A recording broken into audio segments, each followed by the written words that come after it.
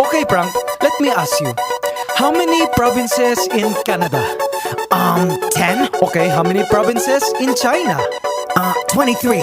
How many provinces in the Philippines?